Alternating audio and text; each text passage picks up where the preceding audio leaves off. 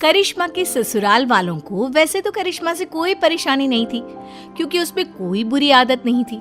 लेकिन एक आदत थी जो अच्छी नहीं थी, और वो ये थी कि करिश्मा कभी किसी की कोई बात नहीं मानती थी। लेकिन अगर उसे अपनी कोई बात मनवानी हो तो जिद पर अड़ जाती थी। करिश्मा का पति अविनाश और करिश्मा के सास ससुर सब इस बात से बहुत परेशान थे।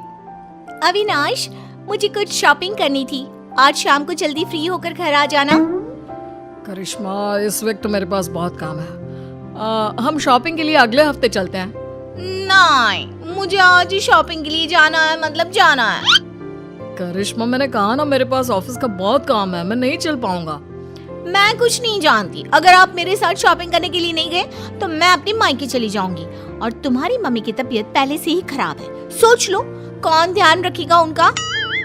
अरे बेटा, तुम कभी तो अपने पति की बात सुन लिया करो। एक हफ्ते में क्या बिगड़ जाएगा। मैंने कह दिया सो कह दिया, मैं झुकूंगी नहीं। शाम को अविनाश करिश्मा को शॉपिंग के लिए लेकर जाता है। अविनाश, मुझे ये ड्रेस बहुत पसंद आ रहा है। अरे लेकिन ये पूरे 20,000 का है। तो क्या हुआ, मुझे ड्रेस पसंद है और मुझे लेना है। करिश्मा, इस बार बजट थोड़ा गड़बड़ हो गया यार, अगले महीने तुम ये ड्रेस ले लेना। कभी तो अपनी जिद छोड़ दिया करो ना डार्लिंग। मैं यही ड्रेस लूंगी, कहा ना, मैं झुकूंगी नहीं। कुछ दिनों के बाद, करिश्मा बेटा, अविनाश के मामा जी हमारे घर आ रहे हैं। देखो, हमारे सामने तो तुम कैसे भी कपड़े पहन लेती हो, लेकिन उनके सामने बस एक दिन की बात, बेटा साड़ी पहन लेना। हाँ?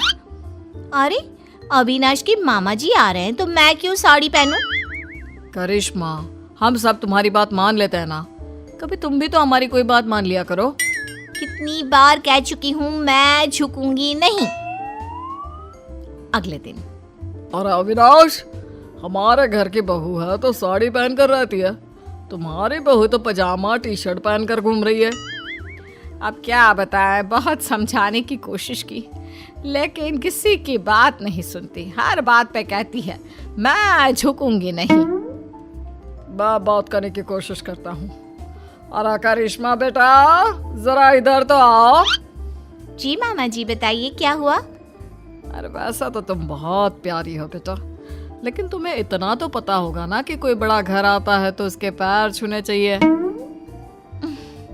देखिए मामा जी, मैं किसी के आगे झुकती नहीं, दिल से सबकी रिस्पेक्ट करती हूँ। मैं झुकूंगी तो बिल्कुल भी नहीं।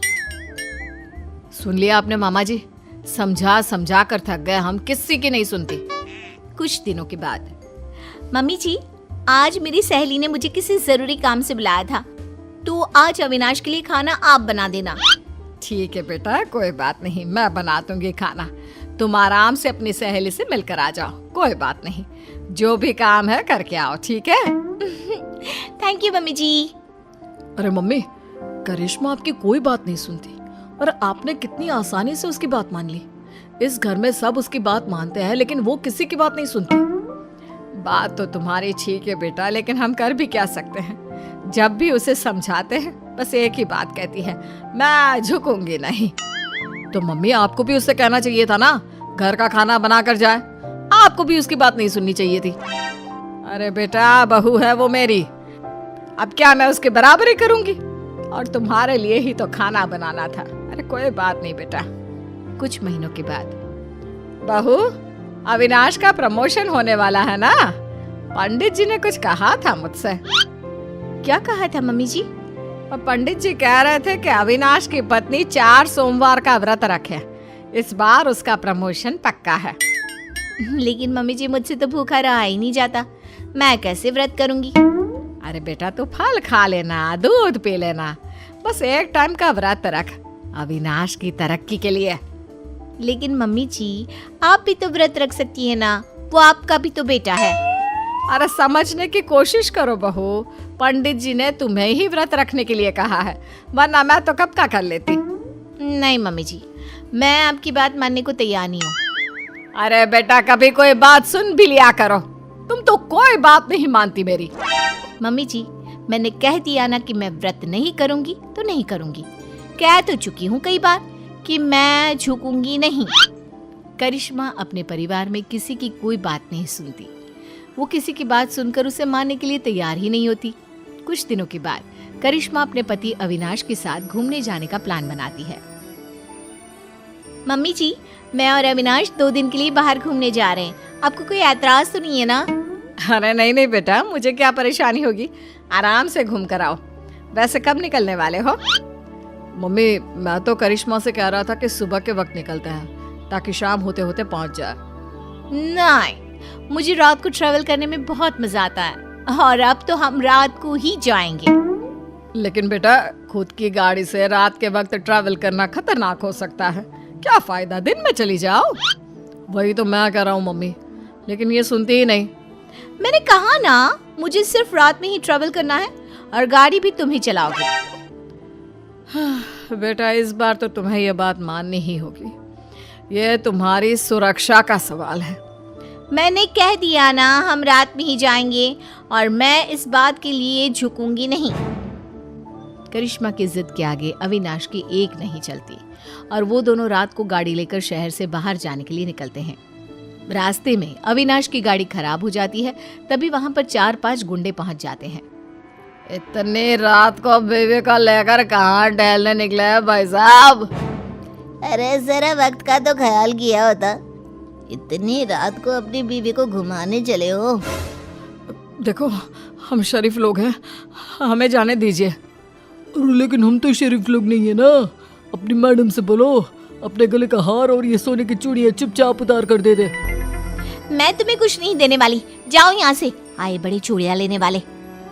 अपने पति को जिंदा देखना चाहती हो तो चुपचाप ये चूड़ियां और हार उतार कर दे दो, वरना ये आज बचेगा नहीं। करिश्मा, अगर तुम्हें मेरी और अपनी जान प्यारी है तो अपने गहने उतार कर प्लीज इन गुंडों को दे दो। ए गुंडा किसको बुला रहे हैं? हाँ, सॉरी भाई साहब, गलती हो गई। मेरा मतलब करिश्मा, अपने गहने उतार कर इन भाई साहब को दे दो। मैं अपने गहने किसी को नहीं दूंगी। दूसरा गुंडा चाकू निकालकर अविनाश के गले पर रख देता है। अब भी नहीं दोगी तो तुम्हारे पति की गर्दन धड़ से अलग हो जाएगी, सोच लो। अरे ऐसे कैसे तुम्हारे कहने से कुछ हो जाएगा? मैंने कह दिया सो कह दिया, मैं अपने गहने नहीं देने वाली, मैं किसी के आगे झुकूंगी नहीं। करिश्मा, ये तुम्हारे घर वाले नहीं है जो तुम्हारे झुकूंगी नहीं कहने से चुपचाप बैठ जाएंगे। ये मुझे सीधा ऊपर पहुंचा देंगे। लेकिन अगर मैंने इन लोगों की बात मान ली तो मैं झुक जाऊंगी ना। अरे तो क्या परेशानी है? तुम्हारे झुकने से अगर मैं जिंदगी भर सीधा खड़ा रह सकता हूँ तो क्या प्रॉब्लम है? दे दो अपने गहने। करिश्मा रोते हुए अपने गहने उतार कर उन गुंडों को दे देती है। गुंडे गहने लेकर वहां से भाग जाते हैं। करिश्मा और अविनाश वापस अपने घर पहुंचते हैं। अरे बेटा, क्या हुआ? तुम ऐसी हालत में, और करिश्मा तुम्हारे सारे गहने कहाँ हैं? मम्मी, आपका बेटा जिंदा दिख रहा है, ये कम है क्या? गहनों की छोड़ो, ये पूछो कि मैं जिंदा कैसे बच गया। अरे कैसी बात कर रहे हो अविनाश, जरा सोच समझ कर बोलो। मम्मी, आपकी ये झुकूंगी नहीं वाली बहू आज मेरी गर्दन कटवा देती अपने ना झुकने की आदत के चलते। क्या बात है करिश्मा, तुम मुझे सारी बात साफ साफ बताओ।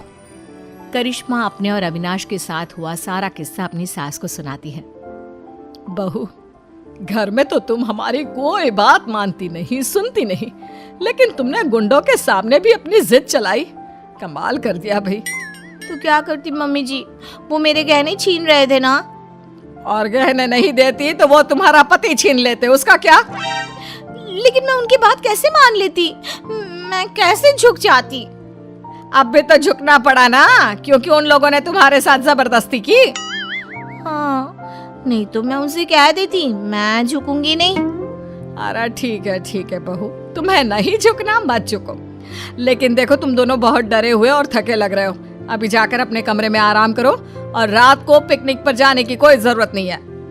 ठीक है मम्मी जी, अभी तो मैं आराम करने जा रही हूँ।